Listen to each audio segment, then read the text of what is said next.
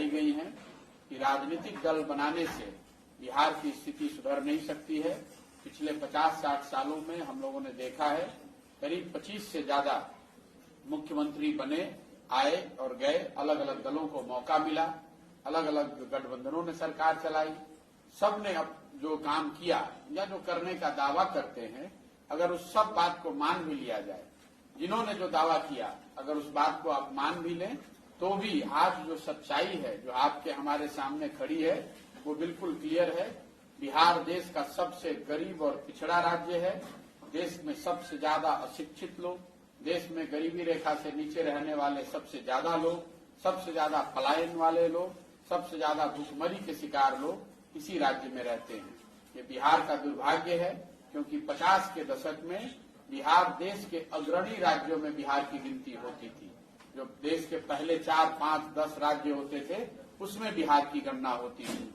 आज वहां से लुढ़कते लुढ़कते हम लोग 28 ज्यादातर विकास के मानकों पर हमारी जो रैंकिंग है, हमारी जो स्थिति है, वो देश में सबसे नीचे 28वें 29वें नंबर पर हम लोग हैं। इसीलिए हम लोग और कोई आदमी नया आता है और वो बताता है कि हम आएंगे, हम ठीक कर देंगे।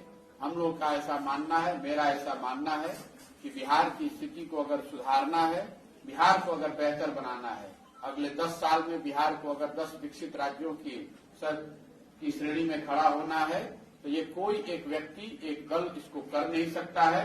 कोई अगर ऐसा दावा करता है, कोई व्यक्ति या दल अगर ये दावा करता है कि वो इस बिहार को ठीक कर सकता है, तो मेरी समझ से दो ही बात हो सकती है। या तो वो आदमी बेवकूफ है, उसको समस्या का अंदाजा नहीं है, या फिर सिरे से वो सबको बेवकूफ बना रहा है। वो जीतने के बाद या सत्ता में आने के बाद वो भी कुछ करने वाला नहीं है। बिहार को सुधारने का एकमात्र रास्ता जो हम लोगों की समझ में है वो ये है कि बिहार के समाज में, लोगों में ये ताकत है, समझ है। जरूरत इस बात की है कि समाज को इस बात के लिए समझाया जाए, समाज में जन जागृति फैलाई जाए, ताकि समाज से ढूंढकर सही लोगों को ढूंढकर निकाला जाए। वो सारे लोग जो यहाँ धरती से जुड़े हुए हैं, जो यहाँ के मुद्दों के बारे में समझदारी रखते हैं, जिनकी ये क्षमता है, जिनमें ये समझ है कि यहाँ की समस्याओं को कैसे सुलझाया जा सकता है, सुलझाया जा सकता है, और सबसे बढ़ के जिनके अंदर ये जज्बा है कि इस बिहार को, इस राज्य को बेहतर बनाया जा सकता है, ऐसे लोगों को समाज से चिन्हित करना, उनको एक साथ एक मंच पर लाने के लिए प्रेरित करना, समझाना, बुझाना, उसके बाद ही आगे की कोई रणनीति बनाना। तो ये जो पूरा प्रयास है उसके तहत मैं पूरे बिहार में घूम रहा हूँ। कुल 75,000 से ज्यादा ऐसे लोग हैं जिन्होंने अपने घर, अपने पंचायत, अपने ब्लॉक, अपने वार्ड में बुलाया है। उनमें से कुछ लोगों के यहाँ अक्रॉस द स्टेट में जाने का प्रयास कर रहा हूँ। मधुबनी में भी आपने देखा होगा 4-5 जगह जाने का अवसर मिला है। सुबह से शाम तक यही काम करते हैं।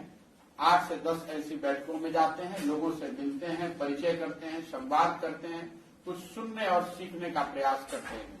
इसी अभियान के तहत 2 अक्टूबर से पश्चिम चंपारण गांधी आश्रम से हम लोग एक पदयात्रा शुरू कर रहे हैं। पदयात्रा इसलिए नहीं कि हमको बिहार का रोड नापना है, पदयात्रा इसलिए नहीं कि हमें अब ये दिखाना है कि हम कितना पैदल चल सकते हैं।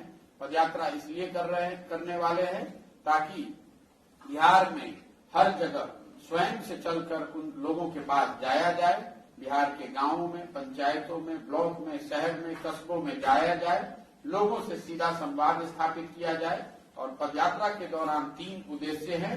एक, लोगों से मिलकर ये समझा जाए कि उनकी नजर में, उनके इलाके में कौन से ऐसे सही व्यक्ति हैं, राजनीतिक या गैर राजनीतिक, जिनका हाथ पकड़ के, जिनको समाज में हाथ पकड़ के राजनीतिक तौर पर आगे बढ़ाया जा सकता है।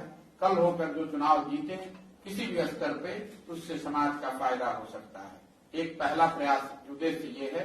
दूसरा उद्देश्य ये है कि बिहार के समस्या